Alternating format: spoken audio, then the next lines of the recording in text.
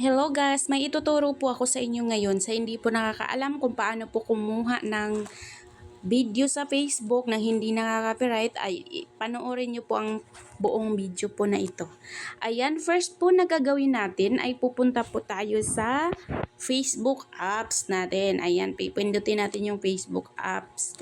At maghahanap lang po tayo ng video na gusto nating kunin. Agong adlaw mga badi at itas. Ayan, for Agong example, adlaw ito mga yung badi kukunin at natin. itas ano kay Pipindutin lang po natin Ano, itong makuha. tatlong dots dito po sa baba. Ito pong nandito sa baba, oh.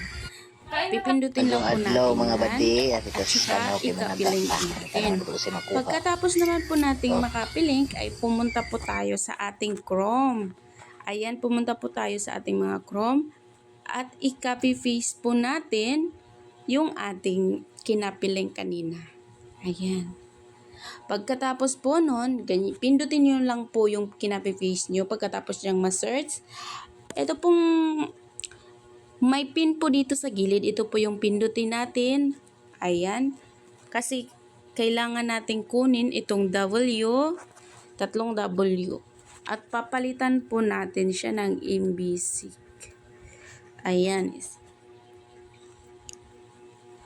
Pagkatapos po nyan, pindutin po natin itong video na gusto nating kunin. Ayan po siya.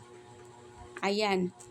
At ito naman po, i-long press natin.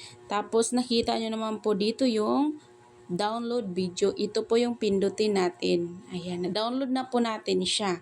Kaya titingnan po natin siya sa ating gallery. Ayan. Ito na po siya. Ano ko si makuha.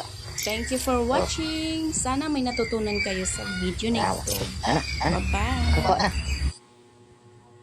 Agong adlaw mga badi at itas ano kay managa. Ano